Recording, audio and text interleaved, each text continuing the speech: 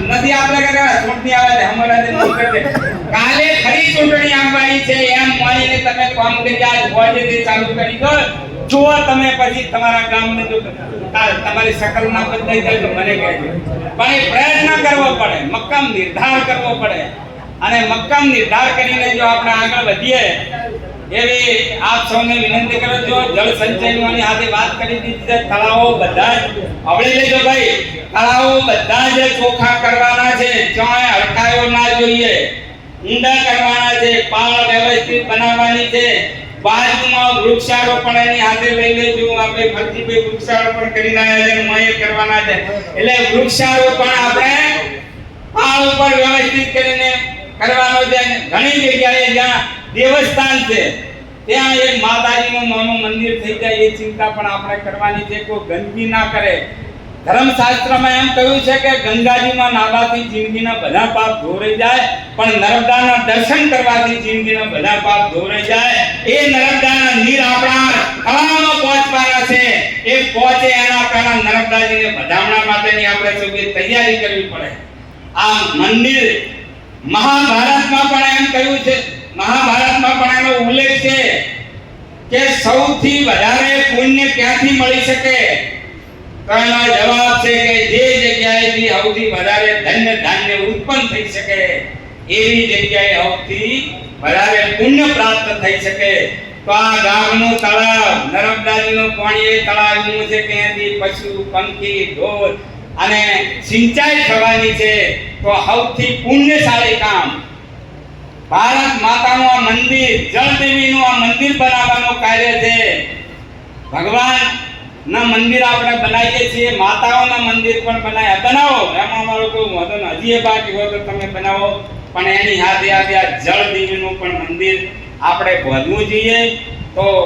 તળાવ એમાં લોકલ મેં બધાની માહિતી તમામ ગામોની લઈ લીધી છે કે કયા ગામની અંદર કયો તળાવ સાફ કરવાનો છે કયું ઊંડું કરવાનું છે કયું વ્યવસ્થિત કરવાનું છે જેમના તળાવો નીમ નથી આવતીકાલથી ઓફિસમાંથી બેહો અને કે ભાઈ અમારે શું ફૂટે જે ફૂટે છે એ બધું જ મળી જાય છે ભાઈ જડિયાલીના સરપંચ આવ્યા છે જડિયાલીના સરપંચે પોતાના એ તળાવ નીમ માટે બીજા ગામોમાંથી જો એ સરકારી જમીન મેળવી શકતા હોય તો આપણે ન મેળવી શકે પણ પ્રયત્ન જ નથી કરતા કે સરકારને કરે છે સરકાર એટલે કોણ સરકાર એટલે તમારા ગામની અંદર તમારો ગ્રામ પંચાયતનો સભ્યત્વ કરી અને વડાપ્રધાનને રાષ્ટ્રપતિ આ બધા જે વચ્ચે આવે એટલે આપણે સરકારમાં આવીએ છીએ અને એ કામ આપણે કરવાનું છે બે બધી માહિતી મેળવી લીધી છે આ આયોજનની અંદર જ્યાં જ્યાં શક્ય હશે ત્યાં તળાવો માટેની ગ્રાન્ટ ફાળવીશું ભાઈ અજનભાઈ પછી બે ચર્ચા કરીએ ગ્રાન્ટ ફાળવીશું અને આપણે જે કમિટી બનાવી છે ખબર છે તળાવોની એ કમિટીઓ વાળાને વિનંતી છે કે સરકારની ગ્રાન્ટ તળાવ માટે આવે તો એ પૂરેપૂરી વપરાય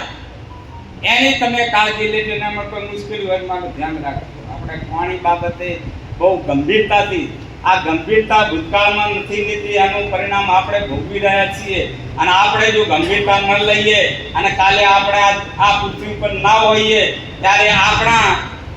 આપણી ભાવિ પેઢી આપણને ગાળું ના બોલે એના માટેનું આ કામ છે આ ભારત માતાનું મંદિર બનાવવાનું કાર્ય છે અને કાર્યની અંદર આપણે સૌ તન મન અને ધનથી જોડાઈએ એવી વિનંતી કરું છું વિશેષ વાત નથી કરી પણ સંકલ્પ કરવો છે